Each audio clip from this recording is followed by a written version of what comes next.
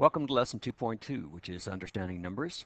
And we're going to do the lesson on called numbers all around us. Now, this is part of the objective where you have to be able to add, subtract, multiply, and divide to solve problems. And the good thing is you are allowed to use your calculator. However, you must show me what you've done and what you've got. So just giving me a number by itself will not be acceptable. So let's take a look at why we would use large numbers.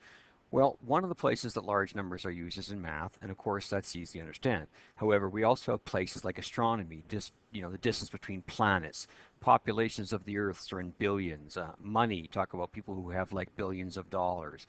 You're talking about the area of countries and stuff like that. These are all things that use very, very large numbers, and you're going to have to get used to being able to working with them, accurately and meticulously. And that word means that be careful of the details so you don't make a mistake. So in this unit, we're going to be solving problems that involve large numbers, and calculators are allowed, but please be careful. Just because the calculator gives you an answer does not mean it's actually correct. So use some estimating to make sure that you actually get the correct answer and the answer makes sense. Okay, so here's the first example. Here's the sign on the right-hand side here. I want to use this sign to solve this problem. What is the cost of 3 shirts, 2 pairs of pants, and 2 pairs of shoes? Well, we're talking about the cost, so here's the price over here. The first one is the cost of 3 shirts. So 3 shirts, they each cost $21. So you have 2 options here. You could go 21 plus 21 plus 21, but we have a calculator, so it would be easier just to take the $21 and multiply it by 3. That gives us a total of $63 for the shirts. Now take a look at the pants. 2 pairs of pants cost 74 bucks each, so we need to have 74, and there's 2 of them, so 2 times 74 gives me 148 for the pants.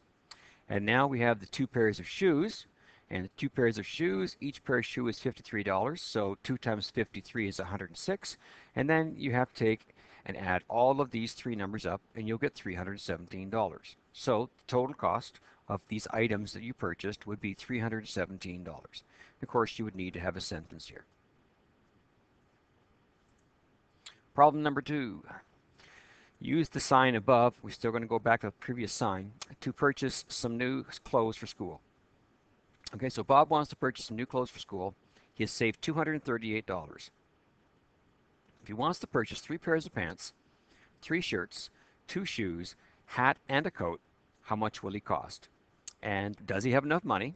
And if he does, how much is left over? And if he doesn't, how much will he have to borrow from his parents?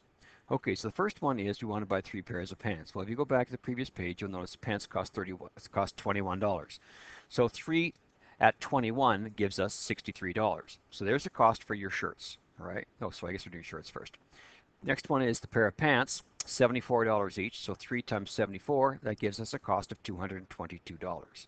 You can see already that we're getting very close to the 238. So it's pretty obvious we're not going to have enough money here. Next one is how much are shoes? Well, there's 2 pairs of shoes at $53, so 2 times 53 gives us 106. And he also wants to buy a hat, and 1 hat is $15, which means that's also 15 there. And finally, he wants to buy a coat. A coat is $85, so 1 times 85 gives you 85. So using your calculator, you'd have to take and run an addition of all of these 5 numbers, and you would find out that he needs $491. Well, it's pretty obvious. He has 238 bucks, so 491 is way over what he needs, so he's going to have to borrow some money from his parents. So Bob does not have enough money for his purchases. He only has 238, and he needs 491. So how much is he going to need? Well, in order to figure out what he needs, you need to take the cost and subtract how much he can pay. And that's your 491, take away the money that he has. Now, what's left over here, the 253, that's what he can't pay. So he's got to go and borrow $253 from his parents in order to get the clothes that he wants for school. All right, another one. Sometimes large numbers come in tables, and you have to get the numbers off the tables. So for example, Walmart ships the following electronic goods into Canada for distribution to their stores. So the question here is how many more DVD movies were distributed than CDs? And when you ever see how many more, that means it wants the difference between the DVDs and the CDs. Now, the difference is subtraction. So our first step here is we've got 3,421,900. That's how many DVD movies we have. CDs, there was 2,586,298. Well, if we want to know how many more, we've got to subtract, and that would give us 835,602 more CDs, more DVDs than there are CDs. So there's your sentence there. So that would be there were 835,602 more CDs delivered than DVD movies. Okay, the second part of this question is how many televisions, MP3 players, and electronic games were distributed? Well, in order to do this, how many, that means we've got to add them all up. So first off, we start with the 34,321 televisions. We have 112,574 MP3 players, and of course, electronic games are the biggest seller. That's 23,315,899. Well, we want how many? That means we have to add them up. Now, you're allowed to use your calculator, but you should notice that we're going to have 23 million. That's a large number, and we're only adding 30,000 and 100,000 to it. So we're still going to be around 23 million. So in your calculator, make sure you don't get 24 or something really much larger. So the answer here is they're going to be shipping 23,462,794 of these items. Now, in the magic world of Walmart, I had to make up a random amount of things that can go in a truck. So I said a truck can only transport 50,000 items. So how many trucks were needed if you're going to transport all these items to their stores? Well, the first thing you need to know is, well, if you want to transport all of them, how many is all of them? So if you go to the next one, my next slide here, you'll see that what I've done is I've taken all of the items right here, and I'm going to add them all up. Now there are shortcuts because you've added some of these previously. So you could take, and we just did the question where we added the televisions, the games, and the CD or D, whatever this one was, I can't remember. So you could take and just add this here number to these two, or you could start all over and add them all up. When you add them all up, though, you're going to get 29,470,992. So we know that this is the amount of items we've got that we're going to be transporting. A truck can take 50,000 at a time. So if you line up the trucks are going to keep taking 50,000 each time. So that's a division. So we've got to take and divide this 29 million into the 50,000 for each truck.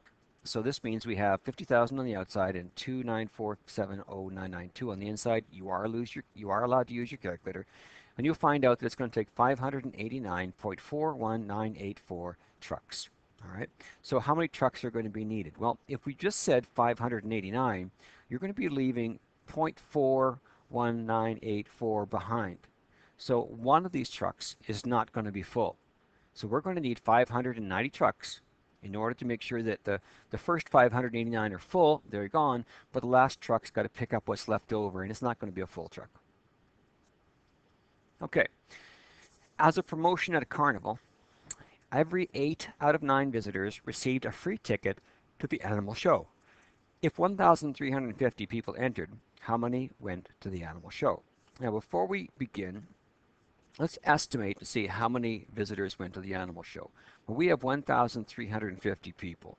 Now, 8 out of 9 is almost every one of them. It's only 1 out of 9 didn't go. So that there's going to be a very, very high number out of this 1350 who actually went to the animal show. So in order to give you an idea here, if 8 out of 9 went, I'm guessing 1,250. All right. Now, it's a guess, but you should be very close to 1,350 because 8 out of 9 went. That's actually 88% of them. So now let's do the question. So how do we start? Well, find out how many groups of 9 there are first, because if we know that 8 out of 9 went, if we know how many are in a group, we just can multiply that by 8. So there's 9 groups. So take your total number, 1350, divide it by 9, and we know that that makes 150. So there's 150 groups of 9. So if you took those 1350 and you divided them all up into 9 groups, there would be 150 people in each group. Now, we only want 8 of the 9 groups. We don't want the last one. So we need to take these 150 and we want 8 of them. So that means that you're going to multiply the 150 by 8. And of course, that gives you 1,200. And that means that 1,200 people went to the animal show. So if you go back to my guess of 1,250, I'm very close. All right? So it's a very good estimate in that case. So 1,200 people went to the show. So compare this to your estimate. Were you close? Actually, yeah, I was very close. All right, here we go. At Bob's Hamster Farm, there are 4,997 adult hamsters. The female hamsters had 14,736 baby hamsters that year. If there were 2,541 male hamsters, how many babies did each female hamster have on average? Okay, so I'm going to stop here and I want you to try to solve this one. So pause the recording and spend some time, and don't give up. Spend some time and try to figure this one out. And when you're ready, restart the recording. All right, well, the first thing we're going to do is we need to have an estimate, okay? So to do our estimate, we know this one's hard because first off, you have to find out how many females there are. Well, if there's 4,997 adult hamsters, and there's 2,500 were male, that's roughly half are females. So that means we've got about 2,500 females, right? And 2,500, I'm going to round this up to 1,500. I'm going to divide that by 2,500. That's a hard divide. So you may want to divide that by 3,000 and say that it comes out to be 5 babies each, because 15 divided by 3 is 5. It makes it much easier. Okay? So now what we do is we have to take a look at what we just did here, and we're going to do that with the problem. So first off, I need to find out how many mums there are. So I know that the total number of hamsters is 4,997.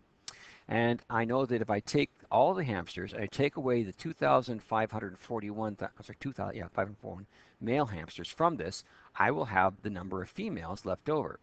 So I know that we have 2,456 females. Now, the number of babies is going to be the number of females divided by the number of babies each female had. That should be a divide sign. Okay, so we're going to take the 14,736 baby hamsters divided by the 2,456 moms, and that comes out to be, in this case, actually 6 because I cooked it. So each female hamster, on average, had 6 babies. So why do we say average? Well, it's not perfect. Some of the moms may have 7 and some may have 5. Maybe during this litter, one female didn't have any and 2 others had 9. So it's an average divided by the total mums and the babies, okay? Okay, now this is where you can't do this here. This is a problem we do in class where I would get you to make a question up with big numbers, less than 1 million, and you'd give it to someone to actually solve. So unfortunately, we can't do that because you're not here. So watch the video again, look at the little things that I've done, make sure you use your calculator, write down what you did and what you got so that I know where the numbers came from. Okay, so solve the assignment, and we will check in with you on our next lesson.